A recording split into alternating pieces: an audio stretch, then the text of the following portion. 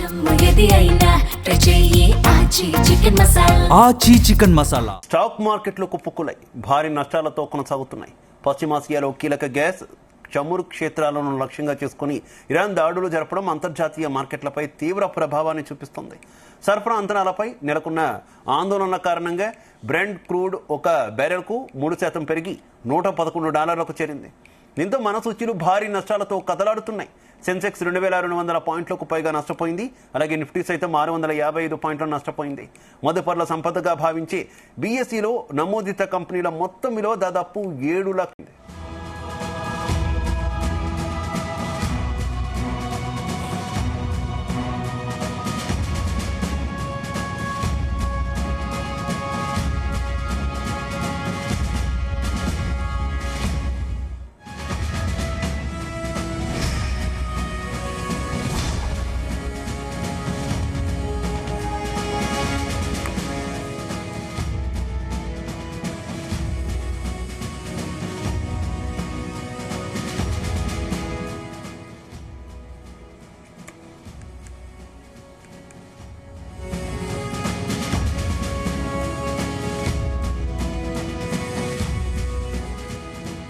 Stock మార్కెట్లు కుప్పకూలాయి, భారీ నష్టాలతో కొనసాగుతున్నాయి.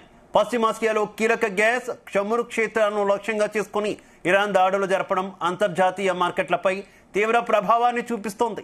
సరఫరా అంతరాయాలపై నెలకొన్న ఆందోళనల కారణంగా బ్రెంట్ క్రూడ్ ఒక బ్యారెల్కు 3% పెరిగి $111 చేరింది. దీంతో మన సూచీలు భారీ నష్టాలతో కదలాడుతున్నాయి. సెన్సెక్స్ 2200 పాయింట్లకు పైగా నష్టపోయింది. అలాగే నిఫ్టీ సైతం 655 పాయింట్లు నష్టపోయింది. మదుపర్ల సంపదగా భావించే బీఎస్ఈలో నమోదిత కంపెనీల మొత్తం విలువ దాదాపు 7 లక్షల కోట్ల రూపాయల మేర ఆవిరైంది.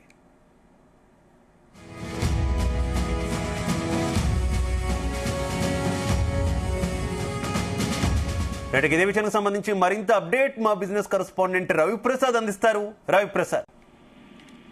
Good afternoon Shiva, happy Ugadi. Overall గా ఉగాది రోజు స్టాక్ మార్కెట్లు కొంచెం ఏదైనా ఊపు అందుకుంటాయని అనుకున్నారు. సరే, తెలుగు సంవత్సరం కాబట్టి ఇది ఓవరాల్ గా ఇండియా వైడ్ అయితే హాలిడే ఉండదు. స్టాక్ మార్కెట్లు అయితే కంటిన్యూగా రన్ అవ్వడం అయితే మనం అబ్జర్వ్ చేయొచ్చు. ముఖ్యంగా ఇప్పుడు నిఫ్టీ అండ్ సెన్సెక్స్ అయితే దారుణంగా పడిపోయినాయని చెప్పాలి. మదుపర్ల యొక్క అంటే ఇన్వెస్టర్ల యొక్క చాలా అమౌంట్ ఆవిరైపోయిందని ఖచ్చితంగా చెప్పాలి. ప్రజెంట్ నిఫ్టీ చూసుకుంటే 809 పాయింట్లు మైనస్ లో ట్రేడ్ అవుతుంది. 22,966 దగ్గర అయితే ప్రజెంట్ ట్రేడ్ అవడం జరుగుతుంది. సెన్సెక్స్ చూసుకుంటే ఇంచుమించు 2,300 పాయింట్లు పడిపోయింది. 74,382 అయితే ప్రజెంట్ ట్రేడ్ అవడం జరుగుతుంది. బ్యాంక్ నిఫ్టీ చూసుకుంటే ఏకంగా ఇంచుమించు అది కూడా 2,000 పాయింట్లు మైనస్ లో ఉండడం జరిగింది. తర్వాత compare to dollar rupee value వచ్చేసి 93.21 దగ్గర అయితే ప్రజెంట్ ట్రేడ్ అవడం జరుగుతుంది. మిడ్ అండ్ స్మాల్ క్యాప్ చూసుకుంటే మిడ్ క్యాప్ చూసుకుంటే 3% పడిపోవడం మనం అబ్జర్వ్ చేయొచ్చు. స్మాల్ క్యాప్ చూసుకుంటే 2% అయితే పడిపోవడం అయితే మనం అబ్జర్వ్ చేయొచ్చు. ముఖ్యంగా మార్కెట్ అయితే మార్నింగ్ చూస్తే కొంచెం పాజిటివ్ గానే అంటే ఫ్లాట్ గానే స్టార్ట్ అయిపోయినా యుఎస్ సంబంధించిన మార్కెట్లు నెగిటివ్ క్లోజ్ అయింది. అండ్ ఆసియన్ మార్కెట్లు కూడా ఎక్కువగా స్పందించకపోవడం అనేది మన ఇండియన్ మార్కెట్ పైన బాగా ఎఫెక్ట్ అని చెప్పాలి. ముఖ్యంగా కారణాలు చూసుకుంటే ఇరాన్ యుద్ధం వల్ల ఇంధన ధరలు అయితే పెరిగాయని పేర్కొంటూ యుఎస్ ఫెడ్ రేట్లను యథాతథంగా ఉంచింది. ఇది కూడా ఒక ఎఫెక్ట్. దీంతో అమెరికా మార్కెట్లు అయితే బుధవారం నష్టాల్లో ముగిశాయి. ఈ ఎఫెక్ట్ తో గురువారం ట్రేడింగ్ ఆసియా మార్కెట్ లో మాత్రం నష్టాలు జరిగాయి. తర్వాత జపాన్ నిక్కీ కూడా దక్షిణ కొరియా సంబంధించిన స్టాక్ మార్కెట్ కూడా పడిపోవడం అనేది ఆటోమేటిక్ గా ఇది మన ఇండియన్ మార్కెట్ అయితే ఖచ్చితంగా ఎఫెక్ట్ ఉంటుంది. తర్వాత ఇన్వెస్టర్లు కొనుగోలు చేపట్టడం అంటే గత 3-4 రోజుల నుంచి లాభాల్లో ఉండడం అయితే జరిగింది. ట్రేడింగ్ లో లాభాల అంటే ప్రాఫిట్ బుకింగ్ అనేది ఎక్కువగా ఇంట్రెస్ట్ చూపడంతో నష్టాలకైతే దారి తీసిందని చెప్పాలి. అంటే ఆల్రెడీ కొన్నారు, నష్టాలు వచ్చినాయి, దాన్ని కొనడం తర్వాత ప్రాఫిట్ లో ఉంది, మళ్ళీ నష్టాల్లో పోతుందని దాన్ని ఎగ్జిట్ అవ్వడం అనేది మనం అబ్జర్వ్ చేయొచ్చు. ఇంచుమించు 1900 పాయింట్లకు పైగా మన అంటే మార్కెట్లు పడిపోవడం అనేది వాళ్ళ అవకాశంగా తీసుకున్నారని చెప్పాలి. తర్వాత ఖతర్ లోనే అత్యంత కీలకమైన ఒక ఇండస్ట్రియల్ సిటీ పైన అయితే ఇరాన్ క్షిపణితో దాడి చేయడం అనేది కూడా స్టాక్ మార్కెట్ కు పెద్ద ఎఫెక్ట్ అని చెప్పాలి. ఇది ఖతర్ ఆర్థిక వ్యవస్థకు పునాది. ఈ దాడిలో భారీ స్థాయిలో దెబ్బతిన్నట్లు అయితే తెలుస్తుంది ఇండస్ట్రియల్ ఏరియా. ఈ దాడి ఉద్రిక్తలు అయితే మరింత పెరుగుతుందనే ఆందోళన అయితే స్టాక్ మార్కెట్ లోకి ఒక న్యూస్ రావడం అనేది మెయిన్ గా అత్యధికంగా ఈ ఇండస్ట్రియల్ ఏరియా దెబ్బతినడం వల్ల మన ఇండియాకి ఫర్టిలైజర్ సంబంధించి కానీ సిఎన్జి కానీ సిఎన్జి కానీ అవసరాల కోసం భారత్ బాగా ఆధారపడి ఉంటుంది. భారత్ కొనుగోలు చేసే లిక్విఫైడ్ నేచురల్ గ్యాస్ లో 48% ఖతర్ నుంచే రావడం అనేది మెయిన్ ఈ రోజు మార్కెట్లు పడిపోవడానికి ఇది ఒక పెద్ద కారణం అని చెప్పొచ్చు. సో ఆ విధంగా మార్కెట్లు అయితే కంటిన్యూగా పడిపోవడం మనం అబ్జర్వ్ చేయొచ్చు. మార్నింగ్ నుంచి కూడా మీరు చూసుకుంటే కరెక్ట్ అంటే మార్కెట్ చాలా వాలటిలిటీ కనిపించింది. అటు ట్రంప్ యొక్క యుద్ధం మీద కూడా ఇలాంటి కరెక్ట్ అయిన ఒక డిసిజన్ రాకపోవడం అనేది మనం అబ్జర్వ్ చేయొచ్చు. ముఖ్యంగా అలాగే రవిప్రసాద్, రూపీ సిచ్యువేషన్ ఏంటి? రూపీ కూడా లైఫ్ టైం లోలో ఉన్నట్టు వార్తలు వస్తున్నటువంటి పరిస్థితి కదా, వాస్తవమా? ఎంత ఉంది అసలు డాలర్తో పోలిస్తే రూపీ వాల్యూ? యాక్చువల్ గా నిన్ననే ఆల్ టైమ్ అంటే లైఫ్ టైం హైక్ రీచ్ అవ్వడం అయితే మనం అబ్జర్వ్ చేయొచ్చు. Present compare to dollar rupee value వచ్చేసి 93.24 అయితే ప్రజెంట్ ట్రేడ్ అవ్వడం జరుగుతుంది. అంటే ఇంచుమించు ఇది కూడా అంటే ఎఫెక్ట్ అంటే స్టాక్ మార్కెట్ పడిపోవడానికి ఇది కూడా బాగా ఎఫెక్ట్ అని చెప్పొచ్చు. అంటే రూపాయి రోజు రోజుకి పతనం అవడం అబ్జర్వ్ చేయొచ్చు. నిన్ననే అది complete all time life time హైకి రావడం అనేది మనం అబ్జర్వ్ చేయొచ్చు. మెయిన్ కారణం అంటే స్టాక్ మార్కెట్లు బలహీన పడడానికి ఇండియన్ స్టాక్ మార్కెట్లు డాలర్ అంటే రూపాయి పతనం కూడా పెద్ద ఎఫెక్ట్ అని చెప్పొచ్చు. రూపాయి పతనం అయితే ఆటోమేటిక్ గా సాఫ్ట్వేర్ సంబంధించిన ఐటీ సెక్టర్లు అయితే బాగా పడిపోవడం జరుగుతుంది.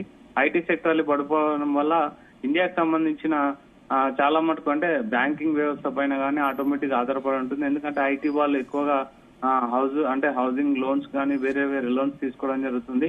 ఐటీ సెక్టర్ ఒకటి దెబ్బతింటే మాత్రం ఆటోమేటిక్ గా ఎకనామిక్ సైకిల్ అయితే బాగా ఎఫెక్ట్ ఉంటుంది ఖచ్చితంగా అని ఎక్స్పర్ట్ల అంచనా. రూపాయి పతనం అనేది కూడా మార్కెట్ పడిపోవడానికి మెయిన్ కారణం అని చెప్పొచ్చు.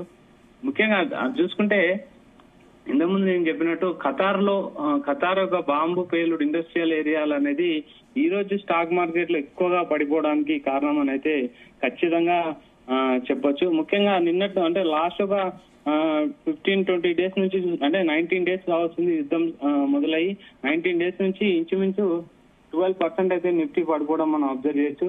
ఈ రోజు కూడా చూసుకుంటే మనం సెక్టార్ వైజ్ ఆలోచిస్తే ఆటో సెక్టార్ చూస్తే ఇంచుమించు 4% పడిపోవడం జరిగింది. ఐటీ సెక్టార్ చూస్తే 3.5% అయితే పడిపోవడం జరిగింది. బ్యాంకింగ్ సెక్టార్ కూడా బాగా పడిపోవడం జరిగింది. ఫైనాన్స్ సర్వీసెస్ కానీ ఫార్మాకి సంబంధించి కానీ తర్వాత ఎఫ్ఎంసీజీ సెక్టార్ కానీ మెటల్ సెక్టార్ అయితే 3% అయితే పడిపోవడం జరిగింది. రియాలిటీ సెక్టార్ కానీ మీడియా సెక్టార్ కానీ energy sector and private bank sector కూడా 4% పడిపోవడం జరిగింది.